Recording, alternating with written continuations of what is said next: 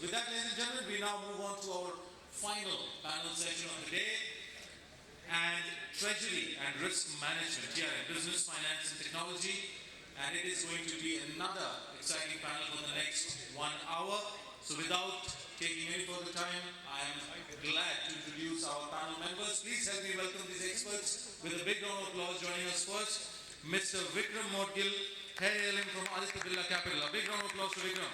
Vikram, welcome back to the session and stage. Glad to have you again. Joining next, Mr. Jignesh Shah, Senior Group Vice President, Finance and Accounts from Swan Energy. A big round of applause to Jignesh. Oh, okay. So, moving next, we have Mr. Rajeev Pawar, Head of Treasury, Ujjivan Small Finance Bank. A big round of applause to Rajeev. Rajeev ji, welcome to the panel. It's always a pleasure having you, Rajeev ji. Please take the stage. Moving next, we have Mr. Nishant Doshi, Head of Corporate Finance and Investor Relations from Morepen Laboratories. A big round of applause to Mr. Nishant Doshi. Welcome to the panel, sir. Moving next, Mr. Deepak Jain, CFO from Jesons Industries. A big round of applause to Deepak ji. Welcome to the panel. Glad to have you here. Moving next, Mr. Shirish, CFO from Onida. Big round of applause to Shirish ji. Welcome to the panel, sir. Please have your seat. Moving next, Mr. 𝐁𝐮𝐬𝐢𝐧𝐚, CFO, Olympia Industries. A big round of applause to Mr. 𝐁𝐮𝐬𝐢𝐧𝐚. Welcome to the panel, sir. And now I would like to call on stage the Honorable Moderator for this panel, Mr. Nayon J. Baruah, Senior Vice President Finance from Capacit'e Infraprojects. A big round of applause to Nayon. Welcome to the panel, sir. Please have your seat. Nayon ji, always a pleasure to have you. And, fantastic panel here. Looking forward to a great session. All the best, panelists. Okay, great. Good afternoon, everyone. I know it has been a very long day of a lot of intellectual discussions and informations. So we are here to discuss finance, corporate finance and treasury risk management. Basically, of course, the cash and forex risk has been discussed in the previous panel. But before I go about risk management, I'll just give you an anecdote of a historical perspective from Ramayana about risk management and how Ram himself was managing his own risk. Prabhu Sri Ram, after Vibhishan joined, he ditched his brother and he joined the Ram Sena. Then, every night he used to go, and when Ram is sleeping, he used to massage his leg and sit there and discuss it. Various discussions. And Ramji used to continuously be alert and discuss with him. That is when Hanumanji got, Bajrangbali got a little disturbed. So once he go ahead and asked Prabhu Sri Ram, आप जब मैं massage करता हूँ सो जाते हैं, मेरे से कोई बात नहीं करते, लेकिन जब विभीषण जी करते हैं, आप उनके साथ काफी समय तक वार्तालाप करते रहते हो, डिस्कस करते रहते हो. Then Prabhu Sri Ram said, so please understand, he is still an enemy's brother. I cannot sleep when he is around. So that is the story, small story I want to give. That is how risk management Prabhu Sri Ram did. And even if he's a partner, so in finance and treasury, I believe for every partner as well trusted or closest, the risk management is definitely there and you need to be alert. Now, before we start, I just want to give a brief contour about what we are going to discuss. Corporate and treasury risk management has a large spectrum today, in today's world. Post-COVID, definitely it has increased to a huge level. So when you are talking about it, there are four rather blocks where you can fit that risk management parameters into. Everybody talks about technology, but before technology, we need to understand where the risk is. So we'll try, and our esteemed panelists are there. They're going to give us enlightenment on the risk parameters and how to mitigate them. So first, there is a liquidity risk. Of course, the forex part has been talked about, but then there is a cash flow management, day-to-day cash flow that you manage. You expect certain cash flows that doesn't come. How do you mitigate that? Your debt, your borrowings, etc. That is one part. Second is the market risk. When I'm talking about market risk, it is about how a market is going to behave with your product. If a product fails, there can be a callback or there can be a cost to it. So how do you manage that cost? Do you have a mitigation plan for that? suppose the market, of course, there's a black swan events like COVID comes in or Ukraine war comes in, then there is a different scenario. But talking about it, it's pure market-driven, business-driven, Effectively, yes, it is not a business, it is not a treasury call, it is a business call, but then treasury has to be ready with how you and when, what is the kind of planning, early signal, warning signals, etc., how do you keep a tab on that? The second is operational risk, the third is operational risk. By operational risk, we can talk about, it's a huge compass, regulatory compliances, RBI, SEBI, has everything been complied or not, or is employees following all processes in accounting. It so happens that sometimes, the accounts, entries are passed, and then at the end of the year when you're trying to do the financial, kahin mil nahi raha hai, entries dhund ke nikalo, track karo, and then, by the time the person who had gone had put the entry is gone. So I have seen that all, but these are practical. So how do you fix a SOP for that process? That is a mitigation part. So I'm talking about that is the risk. Third, and then of course the fraud is there, somebody misusing, that is also, that can be one of the risks. Last but not the least, these days what is important is ESG risk. Now ESG is some subject where of course the regulatory is still not defined, it is pretty wide. But at the end of the day, when you are going to the bank, when you are trying to, every bank today has a ESG checklist, you need to comply and say that, okay, fine, your annual report has to have that, ESG compliances details. So that is the part. And the last but not the least is counterparty risk.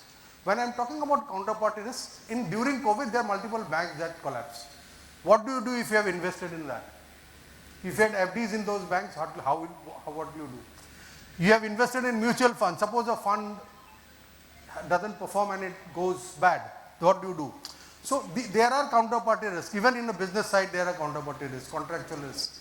The contract has been signed, business is happening, and suddenly the contract clause comes up, and when you have to cough up additional money out of it. So these are counterparty risks. So broadly, this is the contour that we are going to discuss. So going about it, thank you so much for the initial part. And I will start with the question number 1, question number 2, which is, in relation to your cash flows. Shirish,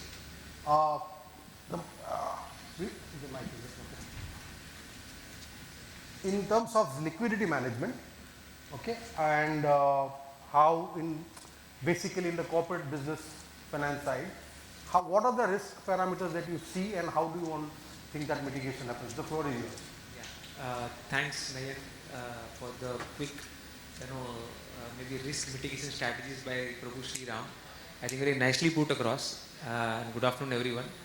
I am Shirish Suwagya. I am the CFO of Onida. As far as the question which Nayan asked in terms of the cash flow, debt and liquidity management.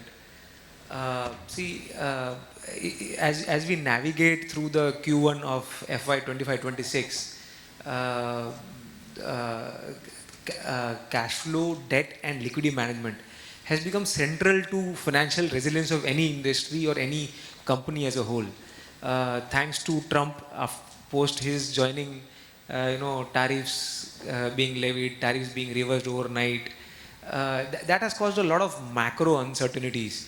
And these tariffs or macro uncertainties resulting into inflationary pressures, like for example, if you are importing something from US, a specific chemical or a specific dependency, you have a specific dependency on US or China, those tariffs resulting into inflationary pressures into your current raw material imports. The macroeconomic uncertainties resulting into inflationary pressures or inflation resulting into interest rate volatility.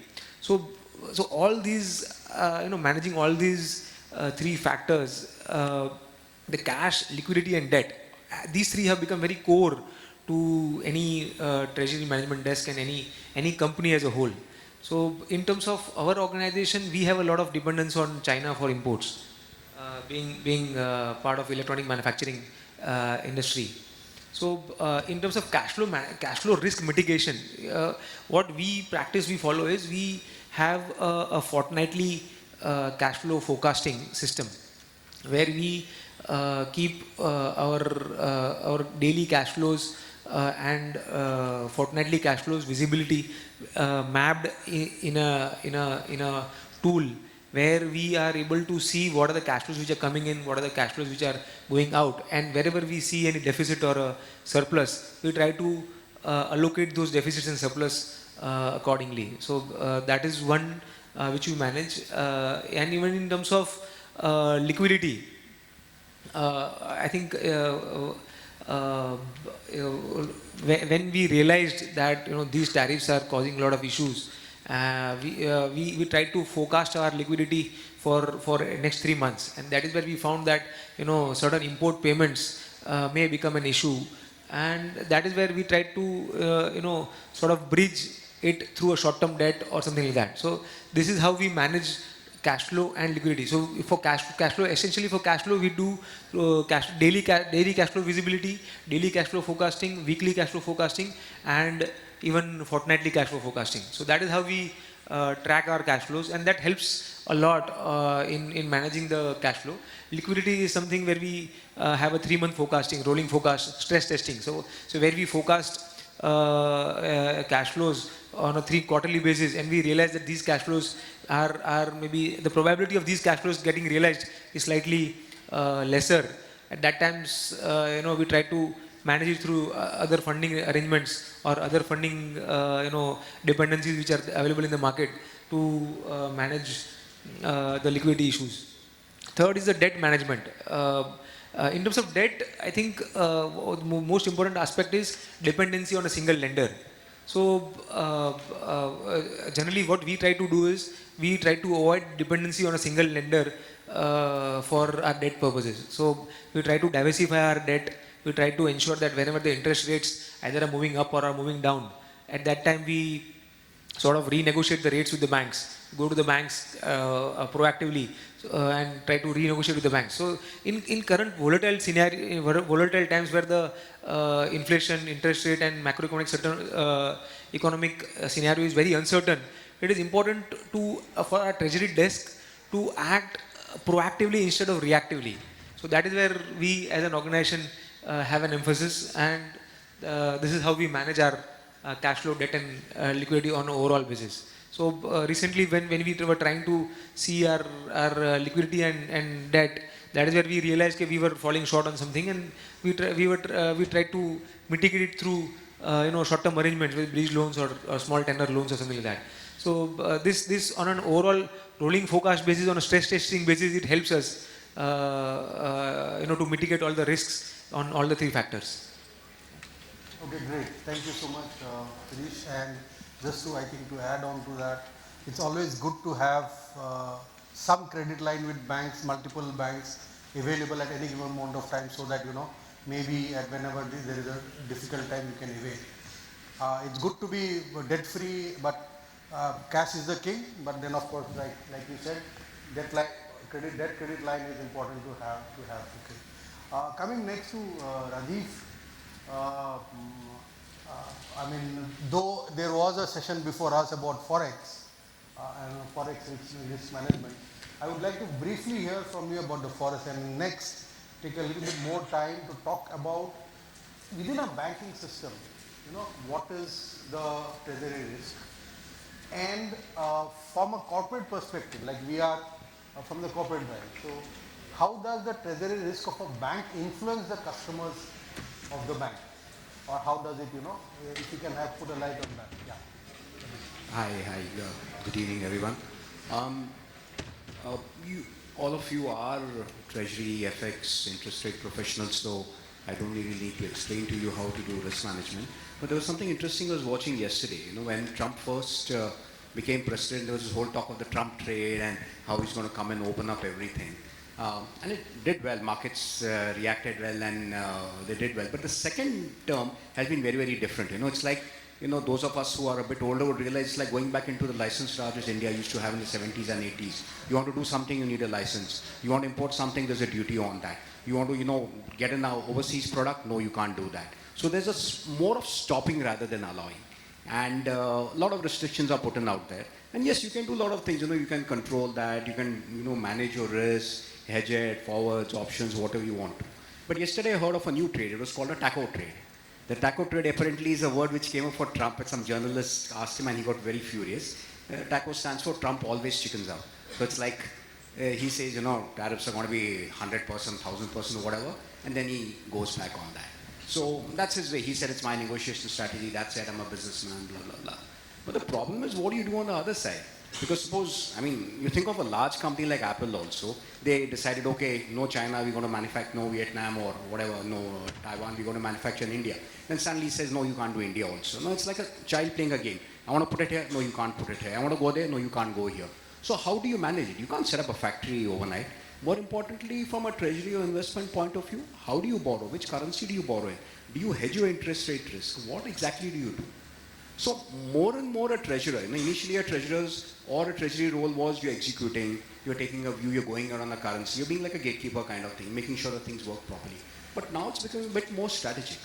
Not just strategic, you have to decide to be very, very dynamic. For example, your currency hedging, you do not want to do a very, very long-term hedging. This guy has imposed some tariffs and the fallout of that might just vanish in a month or two or even in 15 days. So you probably need to hedge for a very, very short period of time. Because you have to keep your risk or your covers which you are doing very, very short. Anything longer than that could become adversarial to you. Or you work in your mind and say that, hey, this is my cost, this is where I'm comfortable with, this is the level I'm willing to go long, short, whatever, or cover my risk, and I'm happy with that, and then forget about it. So more and more a treasury, a normal corporate treasury, or any treasury is becoming like a trading house, where a trader is taking very short-term views. You're taking a view on the market saying that today, market is going to be bad because XYZ news has come. Tomorrow it might change, I'll change my view. Which is okay for a trading desk, but it's very, very difficult for a corporate treasury to run it. So it's going to be a very high cost. It's going to be a very, very volatile year. To make it more exciting, I think we have gone through every possible thing in the past few years. We have gone through a war this year. So, people used to talk about, your grandparents will talk about 71 war, this happened. The older traders will tell you, oh, Kargil happened, this used to happen, bonds used to fall, equity crash. Now we've gone through it ourselves. And of course, being the modern world, our war also was just a 100-hour war, and it got over as mysteriously as it started. It started due to very, very tragic events, but finally I think we did come out on top of the war and it came to an end. But the point is that there are too many moving parts which are there right now. So for any corporate treasury or any client to hedge it is becoming extremely difficult. Your view has to be at the short term. It has to be in a way it's extremely flexible. Otherwise, you're going to just blow up money unnecessarily and then regret it afterwards. From a banker's point of view, where a bank is offering these products or lending products to a client, it gets even more difficult because you also have a lot of regulatory requirements which are there. As a bank, today liquidity, most banks are flush with liquidity, but it's not that easy to lend it out. Banks get up and say, hey, there isn't enough demand, there's nobody borrowing money, there are no greenfield ventures coming up. Even the IPOs which you see, the money is being used to repay bank loans. So the money comes back to the banks. RBI dividend got paid out of 2 lakh crores. What happened with that 2 lakh crores? That 2 lakh crores is going to flow to the banking system and go back to the RBI at 5.75%. So the money is just going full circle. So RBI is giving out this money free and then they'll take it back at 5.75. On 2 lakh crores, 5.75 is about 30 to 35 crores a day which RBI is going to pay. But the point is that this money is not really getting lent out anywhere. It's not flowing into the end users. Be it microfinance users or be it people who require it on the MSME sector or even larger corporates or whatever. The money is not really coming through. And banks cannot lend it out because you have your own regulations. You have LCR, you have to keep a particular CD ratio. Every 100 rupees I borrow, I can't lend it out. I need to probably have at least about 120, 150 rupees, then I can lend out 100 rupees. Because you have to maintain a particular CD ratio. If you don't maintain the ratio, you're not a viable enough bank. So that adds on the cost. And what's the bank going to do? Obviously, it's going to load on the cost and pass it on. So those issues are getting onto it. And if a bank mismanages, why I'm bringing this up, this was always there, always cost involved. But if a bank mismanages its liquidity, it does not keep that correct CD ratio. Maybe you had a merger, a bank, or you took on a large loan portfolio and your asset book suddenly grew. So you have assets which are almost equal to your liabilities. That's not allowed. Your assets should be at least about 80% ideally, or even lower maybe to your liabilities. But you got a sudden loan book which has come on, then what do? You suddenly go and take more liabilities. You don't require the money, but you need to get that ratio right. So you've taken on that money, you've taken at a very high rate. So the lender, maybe it's a pensioner, is very happy, you got a good deposit rate. But then what do you do with that high cost money? You go and park it into a CP CD, which is like about 100 basis lower. So the bank bleeds. Then the bank doesn't want to lend out the money to a corporate. So it becomes a vicious circle. because a bank may have mismanaged, or any lender, could be a bank, NBFC, if they have not managed the liquidity well, that impact is going to be hit by the customers. The customer will have to pay, the borrower will have to pay a higher rate. So banks' mistakes also get amplified, it rolls through the system. So you have to be extremely careful about that. Thanks. Thanks, Rajeev. It is a very interesting subject. I always think why, certain banks have got lower interest, certain banks have got higher interest. So there is some insight from that perspective. Before I get into, next, let me also look at, this is from a banking perspective, right? Let me look at it from an ALM perspective. And Vikram, if you can, the similar spectrum of issues or concerns rather, how, it can highlight, yeah. I think Rajeev sir is spoken about, I think, plethora of the things which is actually happening, not only for banking, but for larger NBFC like us. I think we are kind of quasi banks which operate with a book size of more than 1 lakh crore. Yeah, so the regulations, of course, play a very critical role nowadays.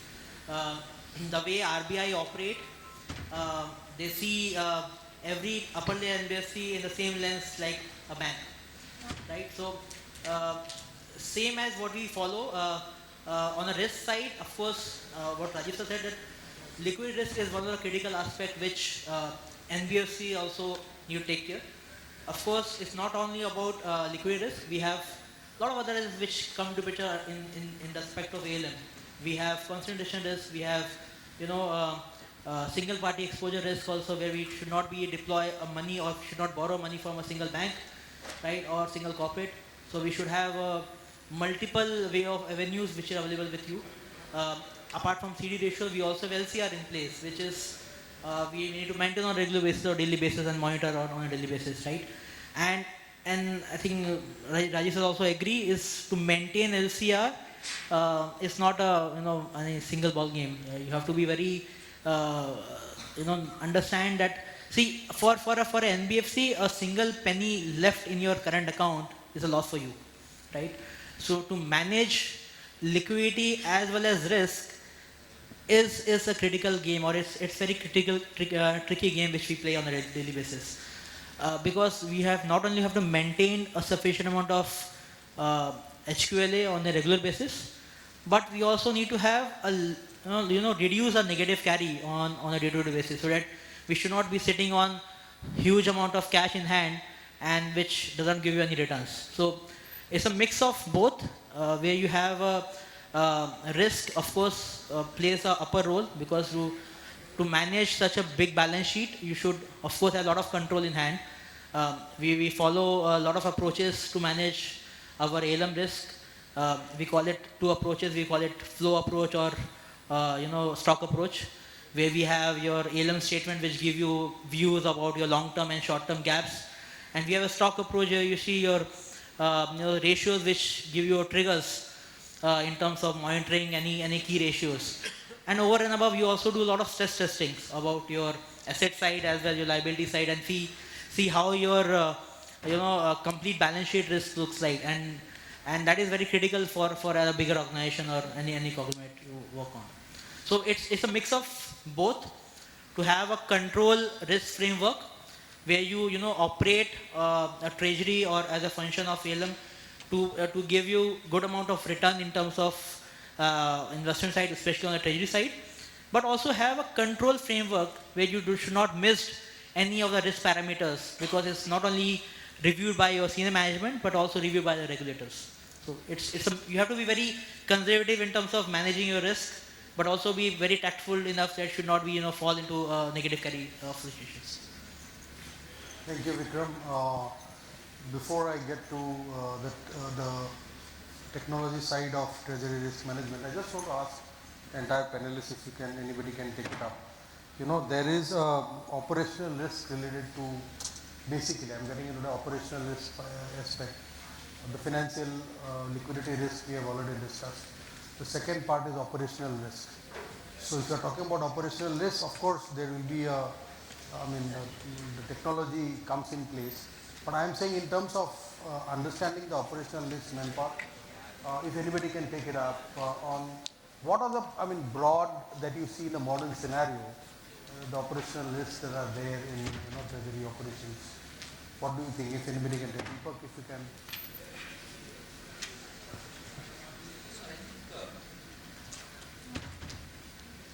So I think from an operational risk perspective, in every organization there are, for example, let's say I'm coming from a manufacturing background, right? So to start your raw material procurement, then getting into the manufacturing process, then you will convert into the finished goods and then dispatch to your your customers, right? So across every every transaction level there is a the risk associated. So if I talk about more from the treasury point of view, so if you are giving an order for the raw materials, right, if there is a huge volatility in the raw material prices, right, and then how as a treasury, because sometimes it's not easy for a, the organization that you will pass on the volatility to your customers, right, the prices increase, right, and then there is an impact on your cash flows.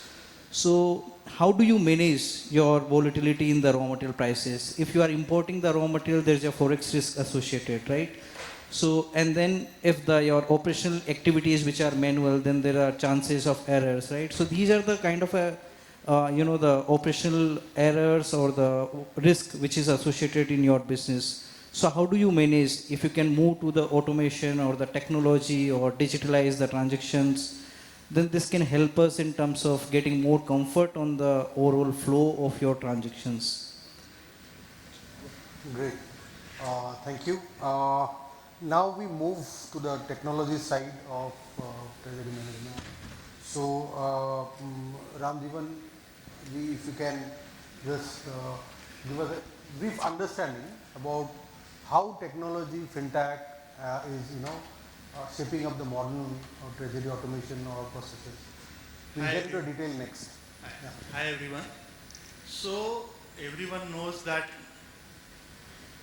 technology is reshaping the entire treasury risk management. So previously, if you look at the treasury risk management, it was more of a reactive model. So people used to think that treasury is supposed to be a reactive thing and treasury will have a play only at the end of the game. But now it is more of a proactive and predictive. So with the technology, AI and fintech coming into the picture, the decision making is more easy, because when we talk about treasury management, lot of data is available. But how do you analyze the data? Is the predictive analysis available to you? We spoke about currency risks, right? But what is going to be the hedging instrument? As Rajeev ji said, that with the changing scenario, we need to keep on changing our strategies, right? So treasury risk management plays a crucial role, and technology is the biggest factor which is aiding to manage that risk. So with respect to decision making, you have AI tools available.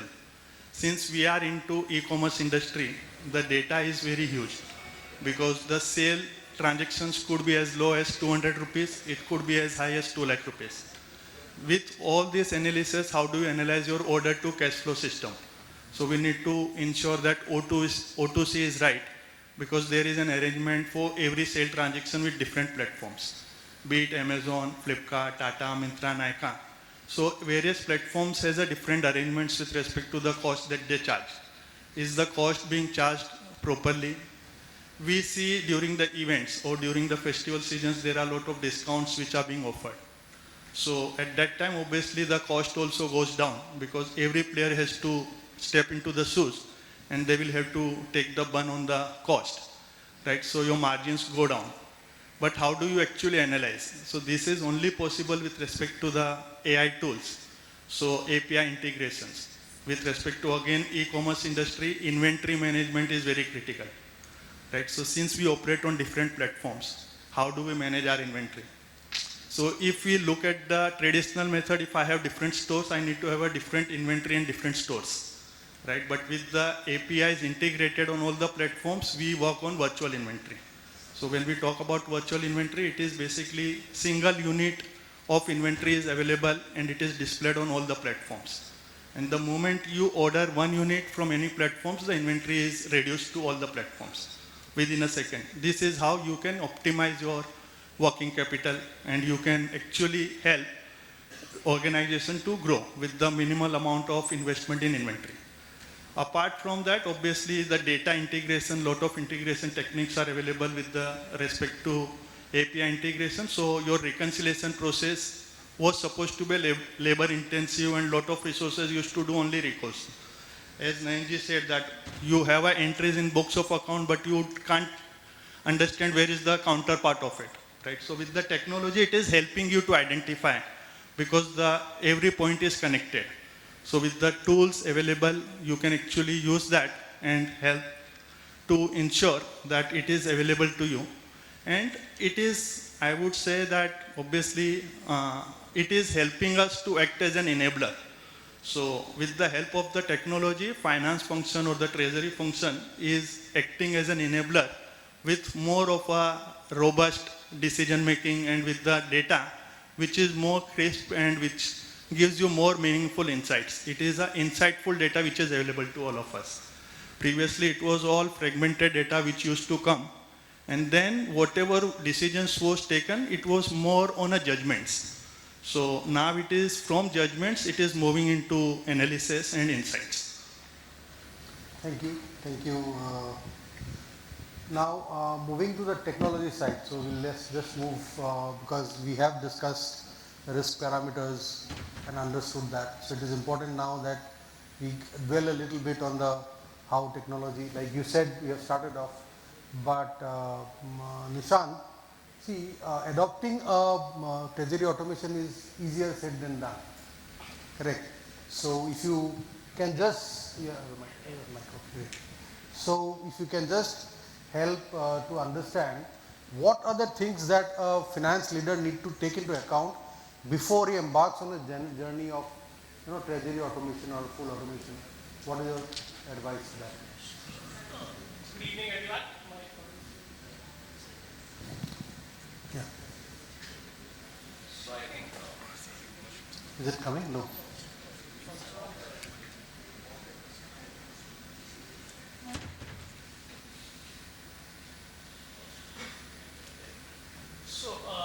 So key factors as a treasury leader that you need to consider before automating would be you need to ensure that you have a strategic alignment and a vision of the management. You have a buy-in from the management and the organization stakeholders at large. I think that should be the critical starting point. Apart from that, you have to ensure that the automation or digitalization that you do results in optimization for the organization. So you look at repetitive tasks which can be automated, like your journal entries or bank reconciliations or cash flow forecasting, which are critical impactful items, plus having a lot of repetitive tasks. So I think that is another factor that you should consider. You also need to ensure that the team is aligned, probably invest into giving the right set of trainings and skill sets to the team. And they should be encouraged to be a part of the change management. It should be something which they are equally keen to kind of learn and grow with the organization. So change is inevitable. It is how quickly you adapt to it is what really matters. I think apart from that, you need to have the right tools. So as you rightly mentioned, or a few co-panelists mentioned, that there are tools available like RPA or AI/ML, or similarly API integration. So depending on the right task, you should of course look at implementing those technological tools. Ensure also that you have probably stakeholder management and you have collaborative approach towards it. So you have to ensure that your CIO, CTO are also on board with the technology that you want to kind of adopt. So I think these are probably the key factors. Apart from that, also you need to ensure that you have a regular KPI measurement for it. You have to ensure that the technology that you're implementing it, what is the ROI that it's giving you. You have to ensure that the data that it is generating, that actually is thrown or used by the system is actually clean and accurate. So I think these should be the critical factors. And of course, it's an ongoing process. So you evolve. So the solutions that you probably implement should be something which are flexible and adaptable to enhancement, because it will require a lot of iteration. And of course, the solutions should be scalable across entities, countries, and regions wherever you operate. So I think those are probably the critical factors that you kind of look at when you start the journey here. Great, Nishant. Anybody wants to add on to what Nishant said? Shirish or maybe Deepak or Rajeev, if you want to add? Any digitalization or the automation in the treasury function, the base starts what kind of a tools or the ERP tools you have, right? And what kind of a data, because otherwise this would be like more garbage in, garbage out, right? So if you have a good ERP tools and the team has complete understanding what kind of a data they are inputting, or if there is a, some training or upskilling required to the team, then, and they are comfortable in terms of inputting the data, then I think this should set a base for any organization to move towards the automation journey. And once you have a proper ecosystem in place, then you can start journey towards like more, the cash flow automation. Then if you are doing micro transaction, then you can automate, you can put AI models, or then you can put the BI tools, right, where you can analyze the data, right? Now the role of the finance function is moving from a transactional to more kind of an analytical role, and they will be, the playing a role of enabler to across all the functions. So I think this is very critical, moving towards a journey of automation, that you have a proper ecosystem in place where you can build the automation journey. Correct. Thanks, Deepak. Just to add a few more lines in what Deepak said in terms of ecosystem. See, automation is not something that one day morning the management decides that let's automate. And in many companies I have seen that it starts with getting consultants, getting the technology partners, and start talking and discussing. Before the automation, there is something called understanding your own process, and structuring your process is very critical. So if you ask me from my personal experience in implementation of automation in 2 different entities, I can tell you that if the process is not defined beforehand, the technology cannot decide the process for you. The technology is going to just enable the process that you have. So what happens is that when the customization starts happening, you ask the technology partner that you tell me what it is to be done, and they come out with one and then give it to you, and finally when you are trying to implement it, you face a hurdle. There is a problem. So it's very, very important that the process is defined in advance for everything, that you draw it out. And in IT terms, it is called transaction. What happens, maker is doing it, checker is checking it, authorizer is approving. What are the parameters that is defined? What are the transaction levels? What are the amounts? Everything has to be in a process documented beforehand. And then you get into the automation of everything. That will help you in terms of a faster execution. Otherwise, like he said, it is a garbage in, garbage out kind of a scenario. So going next, what we have is that, Vikram, if you can just help, what are the specific tools? When I don't want to name the companies because we may not be getting sponsored from them now, and just the tools, kind of different tools that that are there, which is interesting today, and which you think in treasury terms is helpful for operations. So, especially for banking and NBFC domain, there are a lot of tools available in the market who can help you. I think first of all is your account level information, which flows to you through ARM module or through your core solutions on the asset side. Especially on the treasury side, you have a lot of tools available who can, of course, generate a lot of dashboards, first of all, for decision making for a treasurer or for a particular a team to handle it. Over and above it, there are a lot of predictive modeling is now available in the market, where you can do your not on a especially on the risk perspective, but also on a deals perspective also, where you can analyze your deal, you can have all your data repository inside your TRM module itself. You can go back and see your bank documents or your executions document, which is there inside, what is written inside. And because it is good to have those audit trails also available with you, because in terms of audits in terms of either it's internal audit or RBI audit. It help you when you have this kind of module available with you, right? When you have done the execution of any deal, so those information should be shared, in a particular module. So that is still there in the NBFC domain. Of course, banks are more data driven and have their lot of other revenues available with them.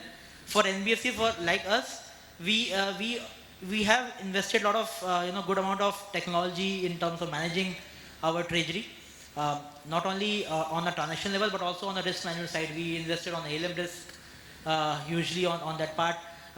We also do a lot of implementation on the finance and accounting side also.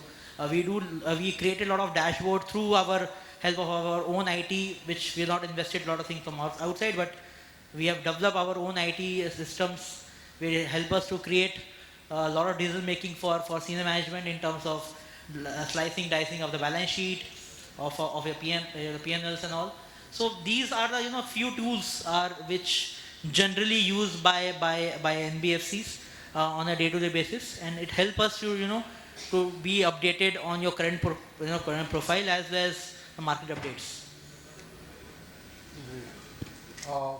Thank you, Vikram. And anybody want to add anything specific onto that? Just a question, random question. How many of you have a treasury automation implemented in your system? And you have done, Deepak. You have also done. You have started as well. Great. So what are the tools that, Nishant, what are the tools that you are using?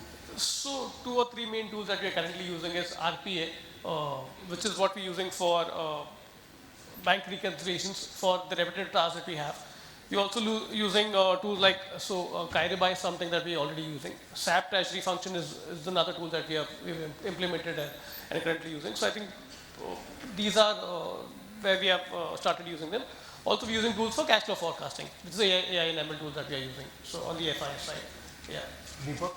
So in our case, what we are doing is that we have a whole SAP S4HANA module, so where we have a TRM module, cash flow planning modules, and the other tools which are helping us in terms of automation of data entries. So we have this IDS digital platform where the invoices are automating, and then we have integrated the payment system with the banks. So it's completely virtual account we have given to the customer. So the automatic payment is getting into the SAP platform.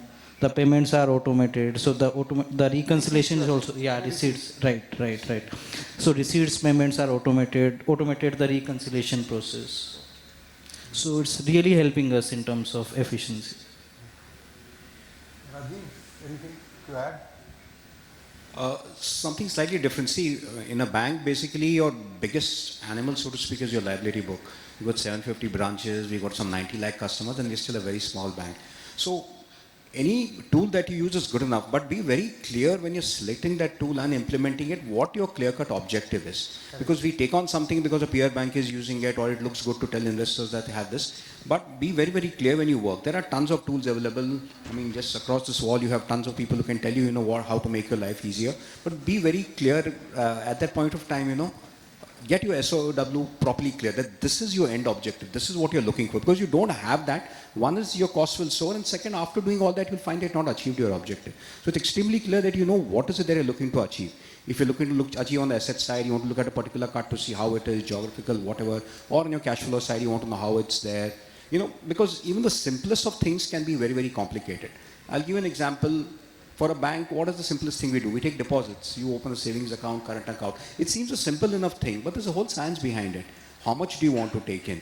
Every bank says we want deposits to stay with us. So what do? You go to senior citizens, you take deposits from them, and those deposits will stay with you.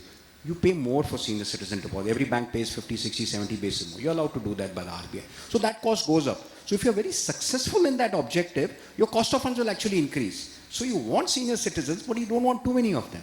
So you need to figure out what is it that you're trying to answer. Once you're clear on what questions you're looking to answer, then it's that much easier to pick up the correct tool. Thanks, Vikram. For us, we have SAP module which we use for our treasury purpose, and over and above we have Power BI tool which we used for a lot of data massaging and data reporting aspects. So on a technology first, as I said earlier, we are invested not only from outside software we use. We our IT team also has developed that much of reliability enough to deliver those aspects, because it's good to have your inbuilt solutions available with you, because rather spending money out to a vendor where you have every year or every 6 month upgradation, and it'll hit you in terms of when you have a annual updation and all. It's good to have that technology which suits you. I think what Rajeev said is very, very right. You should be focused enough how much you want to automate, and you should be focused enough to understand your critical requirement first of all. Then you go on on a AI side, or to do a complete automation of your treasury where you have market driven data come to picture, and your own data will club in together and see a lot of aspects, right? So first of all, because especially in Indian market, what I see, the challenge which everyone faces is their own data cleaning activities, right? So you should have complete clear data when you want to have any decision making, which has to be done through proper channeling, because right from sourcing of data, when you I think when you have the same way deposit side, we have asset side also. When you have multiple accounts, lands which is there with you, which we have multiple field in place, but is the guy who is punching that information in the system, he has the information about that field or not. That is very critical, because that information comes to us when you analyze any data, right? Yes, so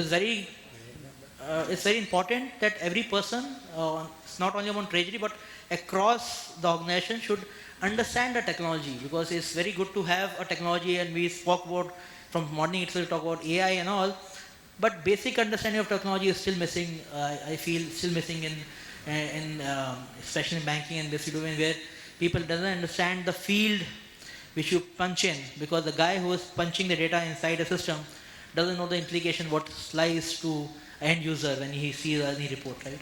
So it's very important to have all the good to have trainings to these guys first of all who punching the information, especially on a branch level, or other guy who's sitting in the branch, and or operations guy who are doing the punching of information. That is very critical right now. I think that is what challenge which we face on a regular basis. Treasury aspect, because treasury is very niche in terms of having limited kind of products, especially on this side where you do borrow from banks or from corporate, and you have limited amount of transactions. That is not huge in that way. Of course, we are not depositing in this. We don't have deposit in place where we have large chunk of information. But to analyze those things, of course, we do use a lot of tools to do that. But the challenge is on the asset side, where we have chunky data and have a lot of other information which flows to you, and you should filter those out and have correct information. There is a matter of data security as well. Ramjivanji, you would like to add? Have you started off with automation, or you are still evaluating? So obviously we had evaluated and we had implemented a few of it. Obviously not to the full extent. But as we said that we are into e-commerce, so we have a lot of API integration with platforms, which helps us to get the real-time data. With respect to inventory management, we have API integrations, so that helps. We use SQL, so we have our own team who runs the queries into the system based on our requirements. But as we are discussing, before using it or before getting into any tool or implementation or any AI, process is very important. One need to understand the process. Do we have a complete walkthrough? Do we understand the risk? That is very critical. Exactly. So have we actually done the DNI? So have we done the design and implementation of what could go wrong?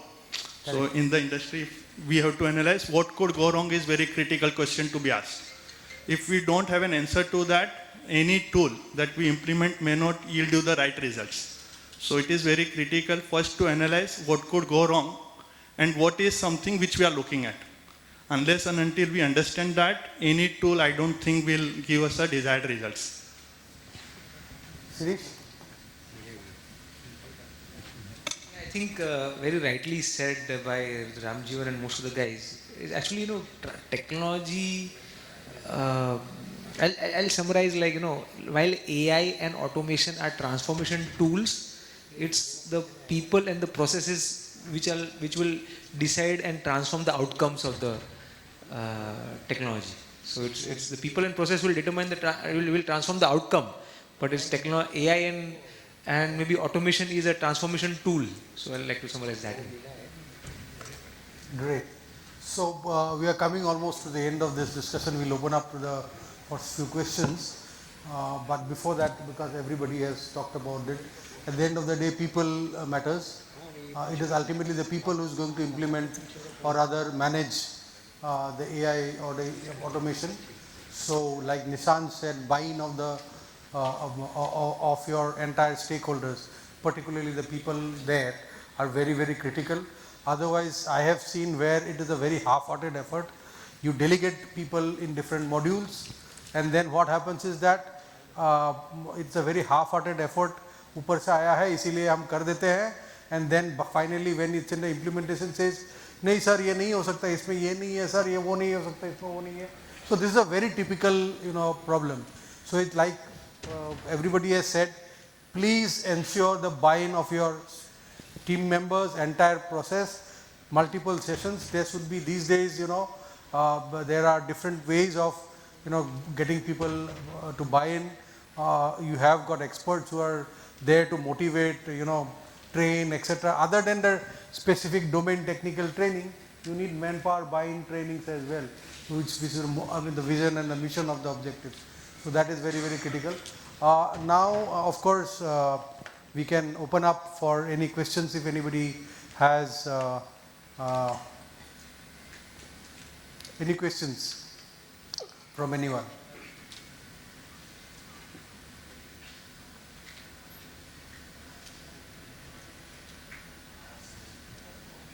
I know it's a last session, but people want to move ahead. But like Nishant is saying, maybe not as interesting to ask questions for. Oh, great, there's someone there.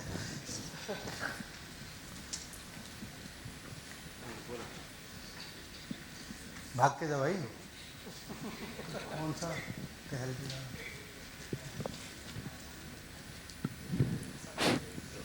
Hello, can you hear me? Hi, I'm Mukesh. I'm part of Kotak Mahindra Bank. Probably a question to Mr. Rajeev.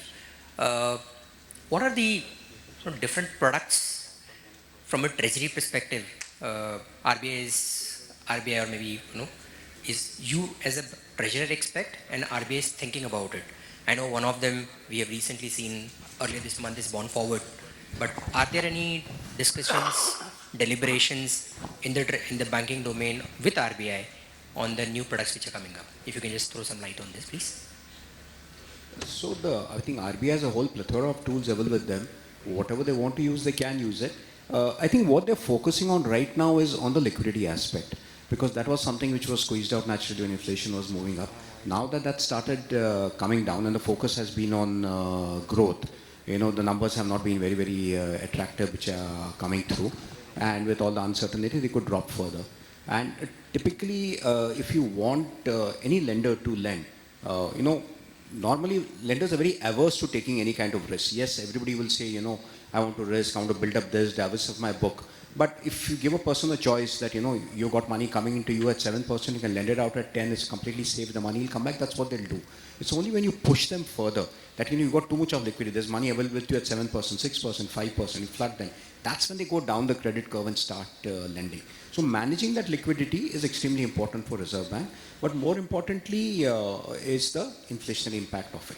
Luckily in India, the inflationary impact does not come so much from supply side, from demand side, where if there's more money, if I've suddenly got a lot of money, it's not that I go and buy a new car or buy a new mobile phone. It's more driven in terms of input costs. So for example, we have had early monsoons right now, vegetable crops, other crops might get damaged. So you might see some jump in food prices. That could push inflation.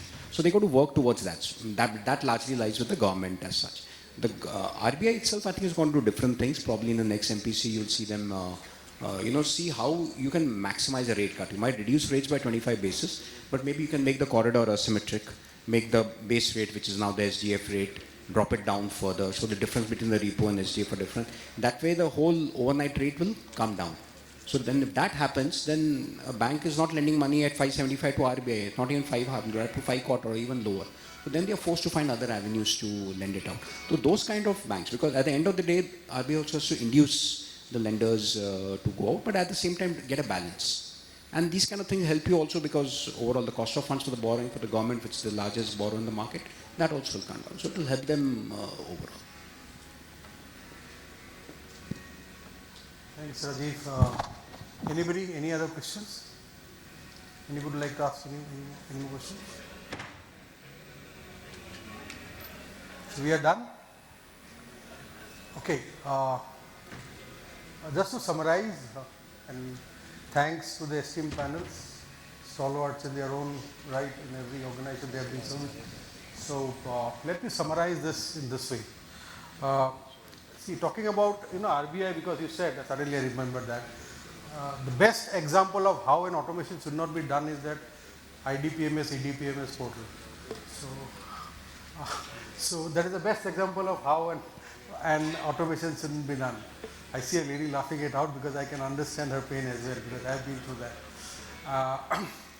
But anyway, having said that,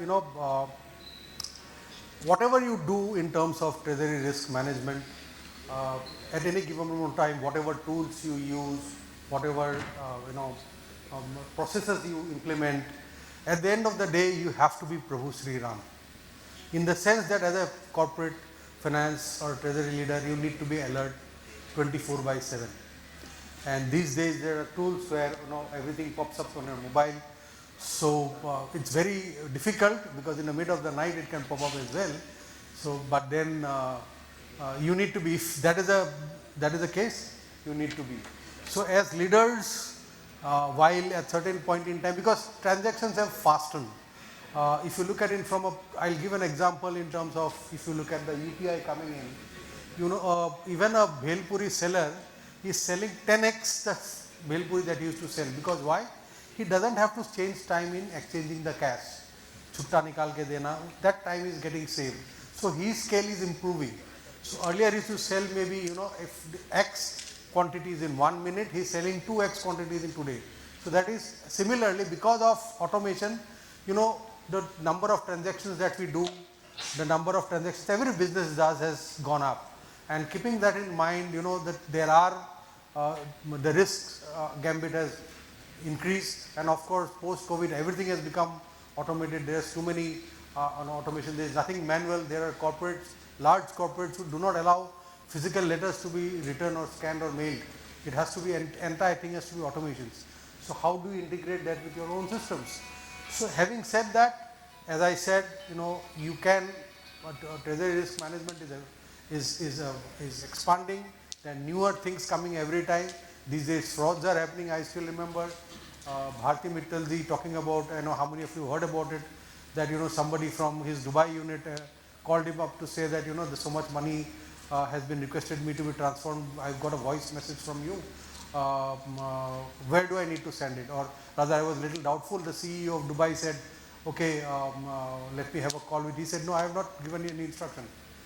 So his voice through AI has been imitated, and then a WhatsApp message has been sent through, imitating his number. You can understand the kind of fraudulent transaction that is happening. So as I said, the smarter we get in terms of risk management, the smarter the bad people will be to break that rules. So with that, let's close this. Thank you very much. Thank you so much. A big round of applause for this interesting Absolutely, panel. absolutely. I think a big round of applause for this entire panel, and thank you, Narenji, for wonderfully moderating and summing up this session as well. Would now like to call on stage Mr. Prasad Rao, Lead Solution Consultant, Treasury and Capital Markets from Finastra, to kindly do the honors of felicitating this wonderful panel of experts here. We'll start first with Vikram Moudgil from Aditya Birla Capital. A big round of applause to Vikramji for his wonderful contributions in this panel session. Moving next to Mr. Rajeev Pawar from Ujjivan Small Finance Bank. A big round of applause to Rajeev ji for his wonderful contributions in the panel as well. Moving next to Mr. Nishant Doshi from Morepen Labs. A big round of applause for Mr. Nishant Doshi for his wonderful contributions in the panel session. Moving next to Mr. Deepak Kumar Jain from Jesons Industries. Big round of applause to Deepak ji for his wonderful contributions in the panel. Moving next to Mr. Shirish Subhagia from Onida. Big round of applause for Shirish ji as well for his wonderful contributions in the panel.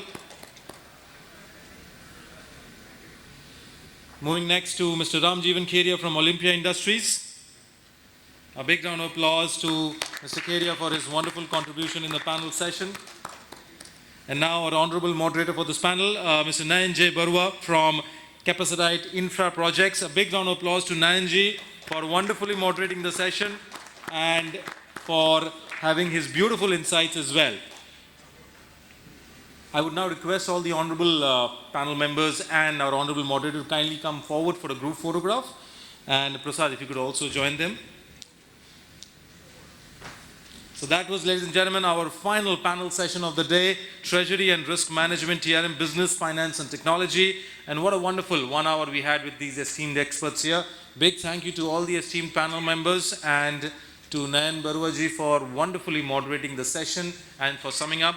A big round of applause once again for this esteemed panel which closes the entire proceedings of the day for the 3rd Annual India Treasury Summit.